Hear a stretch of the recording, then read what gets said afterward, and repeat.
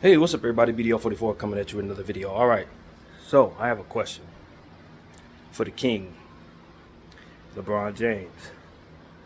How important is it to you the path LeBron James Jr., LeBron James, gets to the Lakers? How important is the path to him becoming a Laker this season specifically?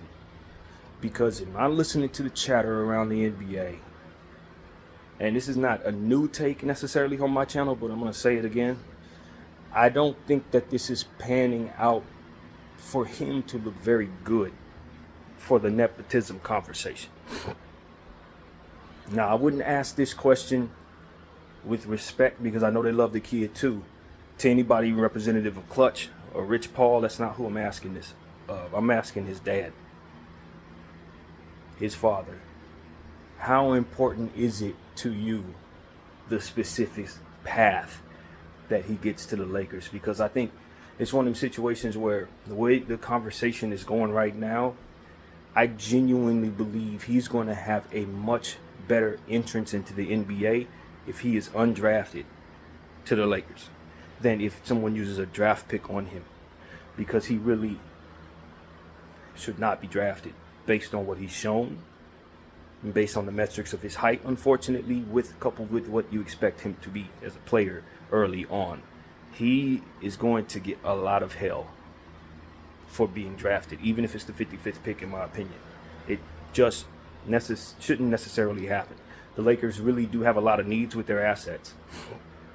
And I'm speaking as a Laker fan when I say this as well. We have a lot of needs with our assets, and we should probably be using the 55th pick and the 17th pick to get better, or to trade to get something else. They're going to be players we could take in that back of that draft that could really help the team. Maybe if we don't get a center with the 17th pick, we can get one with the 55 pick. Maybe we can buy another pick. So it's not necessarily those two picks only. We could totally find ourselves getting another second round pick as well. There are ways to get them that are not overly strenuous, especially this year when the draft isn't very good. So this is a loose conversation based on the fact that the draft isn't really that serious of a draft. But just the same, the conversation surrounding LeBron James' son, Bronny James, is that he shouldn't be drafted. Not if you're responsibly using your picks for the talent that you scout and see is available. The Lakers have genuine needs. You, as a Laker, LeBron, potentially, if you re-sign with the team, need these players. Now, I'm going to be honest with you. As somebody who really genuinely thinks the Nassers should not be in the NBA at all, I don't necessarily feel that way about Bronny James. I've been consistent with that on this channel. I don't think LeBron James Jr.'s, I don't know why I want to say that so much in this video, but Bronny James should be devoid of an opportunity to play in the NBA someday, because I think he's going to become an NBA player. I think the path to him becoming the best NBA player he could be is probably allowing him to stay in school for 4 years. Or allowing him to play in the G League for several years. But I don't think the G League is really what comes to mind for me. I'd much rather see him be in school, man, to work on his game, play in pressure situations, get to the NCAA tournament potentially, kind of be a connective piece to a star and see how he plays in those situations. Finish on contact better. You know what I mean? There are going to be situations where if we throw him out there next year, he's genuinely going to be lost. That's not even up for debate. It's going to happen. He's not going to know what to do in situations where he's going up against huge guys. And if the way I'm seeing Caitlin Clark be treated in the WNBA, I think Bronny James is up for some of that too. I don't doubt that they're gonna take out a lot of frustration on him, because he literally should not be here. So when you want to go around and be blatant about your nepotism, obviously, like I said, there are other examples of this in the NBA. Maybe some of them not as obvious as the Nassers and Bronny, but there are other forms of nepotism that I sense are in this league. You're like, how the hell is this guy still on the team after 12 years? We've talked about it on this channel. But at the end of the day, when you're talking about someone as high profile as Bron, it's not as simple as the Nassers. You know, the Nassers came in, was on the team for several years before people really started laughing about it. You're not going to be able to do that with Bronny. They're going to have cameras all in his face, and his failures are going to be on every cycle of every hour on any of these big stations. And even the small ones like myself are going to be talking about him because he's going to be on the Lakers. You see what I'm saying? So there's a world where in your mind you wonder if they really want the kid to succeed at all, man. Sad enough, you can fathom a world where people know this ain't going to work out for him. They know he's going to get scrutiny. They know he's going to get plastered on TV every day for his failures. And they don't care. And I'm not on board with that. I don't know what really is in the deeper hearts of people. I don't really know. But I can tell you this. If I want to see the kid succeed, I'm not going to force him into the NBA by way of the 17th pick, the 22nd pick, or the 55th pick, knowing that what blooms from that seed is people hating him, treating him poorly, him failing, and it being on every news cycle all day long. You know, you shine a light on somebody who's not ready, and then you put pressure on them to be ready, and then you put the nepotism, pressure, scrutiny on top of that. It's a nightmare, man. And for somebody who's, and I don't know nothing about nothing, but for somebody who's had a heart condition, I don't like it for him at all. I don't like it. I don't like it for him. I think you could potentially be ruining his life. Potentially. When you put him in a position to have all this come against him, when he's a really genuinely solid dude who probably genuinely really wants to play in the NBA, but maybe just can't do it like a lot of other people shouldn't be in the league, like myself. I wanted to be a Laker as a child, man. I was not a Laker. I was not good enough to play. I would never have told you that it was responsible for my dad to push me into the league. And if he would have did that, you would have seen me fail. Point blank, period. You know what I mean? Maybe we're derailing Bronny from the path that he should be on because we're trying to force him into a position that he doesn't belong, and then the hell that comes with that. Now, I personally think he is an NBA player, but just like a lot of young guys who needs to develop, they need to develop slowly and patiently and without the scrutiny of hell coming with it. And just because dad's in the NBA for only 3 more minutes and he wants to play with his son, we gotta destroy his path to start the career, destroy his career. And while he can fall on his father's legacy after that, as far as the money's concerned, he will never have to, struggle like a lot of people who fail in the NBA. He won't have to go all over the world and play in Taiwan if he doesn't want to, that kind of thing. But you still end up kind of sending him down a path that tumbles forward to where he's a very unhappy human being at 27, or a very traumatized human being from all the scrutiny that he's going to be going through right now. It's trauma, yo. It really is. If it goes badly, it's trauma. He's going to be scrutinized. And I know LeBron James was immune to that trauma as a child, but he was also extremely successful, which is what brought about the scrutiny. So he could look in the mirror and say, I'm succeeding. Even though they hate me, they can't live without me. Even though they got me, they're giving me hate on the media every day, it still works in the benefit of my brand. That's not Bronny's, that's not how he's going to receive that. And that's what concerns me. As I've said in a different way, we only know the shoes that we're in. We only know the path that we're in. LeBron James said, this is my son. He can handle the same thing I took on. Yeah, but it's not pointed the same way, bro. Because you were getting wealthy while people were hating you. You were signing deals while people were hating you. The whole machine was behind your success while people were hating you. That hate was also propping up your success and your popularity, making you wealthier. That's not Bronny's receiving. That's not how that goes for your son. If they're hating him genuinely, and he's not succeeding while they're doing so. I just worry that LeBron James has fallen into a space where a lot of parents fall into, where their sons and daughters' dreams don't have to necessarily come into play because the parents' dreams are what's really this is about. And there are a lot of people around LeBron James who say they love him who aren't calling this out. And what this ends up tumbling forward to being is a strained relationship between father and son 10, 12 years down the road. Because you ruined my life, Daddy, trying to make me live your dream. I didn't want to live your dream. Or you ruined my life trying to force me into a situation where everybody was going to hate me and make me fail. Were you really about the best of my situation, or was it just about you living out your dream? We've seen this movie in different ways, man. It tumbles forward all different types of ugly ways. People need therapy 10 times over to try to overcome this type of stuff. And this is before any of that is possible. And I'm just saying, we're already too far into this, way too far into this to pull him out of the situation. But what we can do is sit down with Rich Paul and try to find another path that doesn't involve him being drafted 55th or 20th or whatever at 17. Get him into the league. You can still force feed him into the league.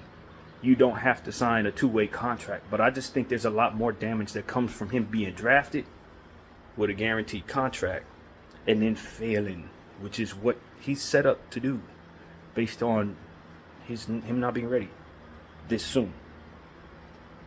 And, I'm not going to sit up here and say I worry about Bronny James, because I don't know Bronny James. I don't know any of these guys. I have them on my prayer list. If you guys follow the channel closely, I pray for a lot of different people. They've been on that list for a long time. But it's not even about that. It's just about understanding how things go when you're living vicariously through your kids, but your kids are not necessarily in a position to succeed in what it is you are trying to force them to do. This is not set up for him to succeed. He's not going to receive the hate the way Dad did. It's not pointed in the same direction because he's not going to be as successful as Pops at all. It's not even possible for him to be, for one, and for two, he's even below average in regards to what they're expecting him to become. But if we just wait and let him develop, maybe he can get a lot better to where when it's time for him to be drafted, he can get drafted. He can get so much better to where he'll have a better season, so where people won't be looking at him expecting him to fail and ready to cue up the whole propaganda of bashing him for being somebody's son forced their way into the league. If that makes, if I worded that the wrong way, forgive me, but like, you're going to force him into the NBA. They already got cue cards of what they're going to say when that doesn't work out. And that is going to be damaging for the young man. Damaging. Very damaging. And then, like I said, man, you got a whole nother son that you're going to try to put into the league as well. If this doesn't go well, they're going to make it difficult on him. They're going to make it difficult on Bryce. And Bryce may actually be in a position to succeed as a basketball player, and you're going to make it so that they don't even want him in the league, or they're going to make it much harder for him, or they're going to cue up a different type of hate for him, or whatever you don't want. You know what I'm saying? Whatever you don't want, I worry is going to be what comes of this. So that's why I'm saying what I'm saying, man. I just think that Clutch is going about this in a very specific way, man, and I don't know how the business works. Maybe it is the best way to do this when you have certain types of leverage, and that leverage is real because LeBron James is still playing, and people know they can potentially get him on the team somewhere down the road. Maybe not now, but maybe a year or two from now, if Bronny's on the team, he could end up showing up some way. So Bronny's going to be on the team trying to prove himself, trying to develop, playing against grown men who worked hard, some of which who had to go through the G League route. They're going to resent the hell out of the young fella, man. He could be a nice guy. He could be a pauper's guy. It ain't going to matter. They're going to treat him like he's the worst person in the world because of the path he's taken and how hard it is for them. Think about a guy like Patrick Beverly, the path that Patrick had to take to get to the league. Playing in like 7 different countries. Like, you know what I'm saying? I don't think he's going to hate the king's son, but you can stand the reason why somebody in his shoes may not necessarily respect the path that Bronny's taking. in the way that he's been pressured into this league. And I listen to people like the panel that on Gil's Arena. I was listening to Swaggy P, Nick Young, and I don't remember who the other person was. It might have been Brandon Jennings. I don't remember who took the position with him, but they were essentially saying, man, the hard path, romanticizing the struggle is not it. Struggling is hard. And when you struggle, it does build character, but nothing's more satisfying than being able to ride the coattails of easy into a situation that you want to be in. Essentially what they were saying is forget all that character stuff, building all that is nothing. If you got a way to get your son in the easy path, take the easy path, because that's what privilege is. And look, I get it. Some people's struggle is so unbearable that they really do take that position. It's not for me to say that based on my specifics of my life. It's not for me to sit here and say, no, you're absolutely wrong. Because that's the reality is I too am in a position where my family's helping me through the struggle. You know what I mean? If it weren't for them, it would be significantly harder. So doing things by yourself really is hard. If you can get some help, that's great. But you got to understand, if I want to speak to the specifics of my own situation, they're giving me enough to keep myself going, but they're not buying me a house, buying me a car, propping me up somewhere and telling me I don't have to work. They're giving me enough so that I can pay for the place that I'm living in now, and then telling me to go fix my mental health so I can get to a point where it's time for me to work. It's about how much you give. This is equivalent to them allowing me what Kenyon Martin was essentially saying, giving me the resources they have. You know what I mean? Kenyon was saying, yo, my son came into the NBA. I didn't make it easy for him, but I didn't tell him he had to get it all by himself.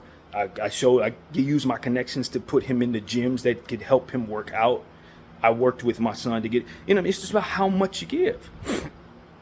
Ain't nobody saying you got to leave your son out in the dirt versus propping him up and carrying him in on your shoulders. But there's a medium somewhere in there that can be both beneficial to allowing them to feel like they're doing something for themselves and also not allowing them to fall into the mud and all of that. And I think that's where the balance is not being found in the situation. They're trying to carry Bronny on his shoulders. And it has nothing to do with for the betterment of Bronny. It has to do for that timeline that's shrinking for LeBron James, the father. If they were trying to give Bronny what would make him his best, they wouldn't be trying to rush him into the league, put him in a position to be hated by a bunch of people who've worked hard, genuinely hard to get where they're going. You're going to be hated by all the people that you otherwise respect the most. That is absolutely not the way to go, man. And so I'm not saying they should turn around and say, look, Bronny, let's just not go into the league. Maybe you should go back to school. I think we're too far from that. I think the kid is now dreaming about being in the NBA. He already did too much good in the combine to turn around. But I think if they don't compromise the NBA draft, let him go into the undraft process. Jeannie's going to bring him in. Jeannie will most definitely bring him in. There's zero chance Jeannie doesn't bring him in. She brought in Shaq's son. She'll bring him in. You know what I'm saying? And he will make the team. We can push him in that way. I think that's safer for all parties involved. Now, maybe the legacy of LeBron James to say, my son got drafted is a little hurt there. Or maybe the legacy, the leverage that Clutch wants to wield, saying that we got our client in. That is what takes the loss. But I think for the sake of LeBron James' son, it would probably be more beneficial for him to take a more blue-collar route than what is appearing to be set up for him right now. And if the Lakers just oops and don't draft him, I really do think it'll be better for him. Oops, we took Cam Christie instead. I think it's smarter. I think it's better for the kid, man. You know, I think, and Cam Christie is Max Christie's brother. If you want to know, he's projected to go somewhere in that same range, man. I would love to have Cam Christie too. You could put Cam Christie on the team, put Bronny James on the team, and you have the whole family affair. I think that's good for chemistry. I think it's great for chemistry. I think you could potentially say, yo, nepotism this, but Cam Christie we know is supposed to be there. He's an excellent shooter. In fact, he's a better shooter than his brother, et cetera, et cetera. I think that could go a long way in helping a new coach when you have that type of continuity in place, potentially. Or it could have the reverse effect. I don't know, but I'd love to have Cam Christie. Either way, the point is, I think that if you're really serious about doing this the right way, you won't betray Bronny James's projection in the draft. People are trying to prop him up to say he's supposed to be a first round pick. I don't think that that's genuine. I don't think that's genuine, and I don't think it should be done. People are saying he should be a second round pick, maybe in the back of the draft. If you're trying to be generous, but he probably shouldn't be going before the likes of a Cam Christie, for example. Shouldn't. And that's just what it is, man. Or Bobby Clinton and some of these other guys. Bronny James should not be going ahead of some of these guys. He just shouldn't. So that's my concern. I just think that if we go about it the right way, we will leave Bronny on the board and then ask him in for a undrafted workout and proceed to bring him onto the team. And you will have the right to sign him to a guaranteed contract if that's what y'all want to do. Then he doesn't have to hear that he was a draft pick all his life and that failed. He don't have to hear that. You don't have people saying you compromised the draft to bring him in. You don't hear none of that. People resenting him, people resenting the Lakers, people resenting Clutch. It could have the reverse effect, Clutch. It really can. People will start to look at you funny for compromising the league by forcing cap upon a player that is not ready just because it benefited a certain position that you have within your organization. I think that that's a double-edged sword. It can look like you're doing the right thing, but in the long run, it can make people look at you crazy. And I think both of those conversations, both of those sides of the coin need to be studied. And I think when you're trying to do things for the wrong reasons, you ultimately lose your credibility in some ways.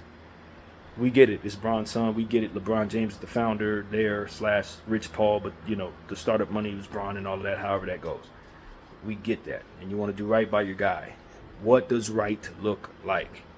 That's what I always try to bring to the table in regards to this channel. We think we're helping people, but are we helping them really? Or does it just look like we're helping them? We're actually ushering them into failure. What does helping his son look like? If we're ushering him into a space where his son is struggling, getting hate, needs therapy 15 years from now, everybody hates him, his brother can't get in the league possibly because of how this goes, does that really help? Does that equate to help? Not if it comes to that. So that's my whole point of view, man. I've had a lot of Bronny James conversations. I am studying other prospects in this draft. And I just understand that Bronny James is not where some of these guys are at. As far as his development, as far as his height and length. For his height and his length, he's going to need to be better than he is. That's just what it is, man. There are guys shorter than him and lighter than him in the NBA with less athleticism, but they are more skilled. They're more proven. You see what I'm saying? So in order for him to make it, he's going to have to get better. And if this process is going to hinder him from getting better or have him out there when he's not ready running up against people who are going to take advantage of that, it's going to hurt. It's going to hurt him. It's going to hurt him one way or another. He may end his love for the game. And I heard LeBron James say that his son works. He knows how to put in the work. He knows how to put in the work. He will put in the work. The work is important, man. And that's not just a talking point to make people respect you. You got to really let people do that. Him coming in playing against grown men in the NBA, he ain't going to have the opportunity to get a lot better if he's sitting on the bench because the coach is only responsible for benching him. Or you're going to send your new coach in there, JJ Redick, and have him compromise his entire career because he's trying to force feed your son onto the floor when he's not ready, and the results are failure. Like, a lot of this is bad, bro. It's a lot of people that are going to fail, not just Bronny James, for Bronny being on the floor failing. Do you understand what I'm saying? Like, it's a lot of things that go wrong so that you can have this dream of playing with your son. We can get him on the Lakers, but how important is it that we use a draft pick to do it? How important is it that they continue to compromise the draft process to do it? Are we sure this really helps Bronny, or are we really helping the companies around the situation like ESPN? Who does this really help, bro? Because ESPN is setting him up to fail. They sit up here saying, yeah, I was listening to Janae Odumake say, well, how bad is it? His father's giving his all to the game. It shouldn't, isn't there a world where it should be fine for his son to come into the league based on that? Hell no. That's nepotism. That's nepotism, ESPN. No, that's not okay. And who in this situation hasn't given their life to the game? They got guys playing overseas right now that have given their life to the game. Do they deserve to be in the NBA because of that? I mean, I think that's just such a broad statement that applies to so many different individuals that have not had an opportunity to play basketball at a high level. You got guys, guys on YouTube that have given their lives to the game. Maybe didn't make it in the NBA, so they're taking it a different route. Like, that does not signature a space of deserving of special treatment. No, no. Giving your life to the game and succeeding in it and being as great as LeBron James is an entirely different phrase. You don't phrase it that way. Giving your life to the game could have been the ball boy. You know what I'm saying? LeBron James has given so much to you, ESPN, that you've been able to hate on him all the way to the top. Prop his name up and talk bad about him all throughout the early 2000s and 2010s. Yeah, that he's given all to you. Your game, the game of propaganda, sports propaganda. Yes, he's given you more than he should have been asked to. And as a result, you want to co-sign the nepotism only to tear his son down when it doesn't work out, which is, like I said, they already got cue cards for that. They already know what they're going to say. And when you hear people like Stephen A. Smith say, I haven't watched the kid, and admit that the only reason why he hasn't watched the kid is because he's afraid what he has to say, I mean, that tells you right now how bad this is. This is bad, man. So I'm probably going to try to temper my Bronny James conversations. I'm not trying to get clout off of that. I really ain't. This is a genuine conversation for me because LeBron is on my team and it's a Laker channel basically for sports. But when it really comes down to it, this is setting Bronny up for more likelihood of failure than success. More likelihood of him being sick of basketball sooner than one would ever expect because of how this looks like it's going to be set up. And I just don't think people are doing things that look great for him. This don't look that great for the young man. This looks great for a lot of other people, though.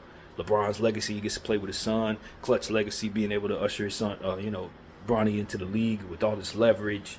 ESPN to talk down on the kid. The Lakers to keep LeBron James happy they bring his son in. Like, all these other people are going to be eating off of this situation except for Bronny, who's going to be in the NBA running up against grown men that treat him like Caitlin Clark.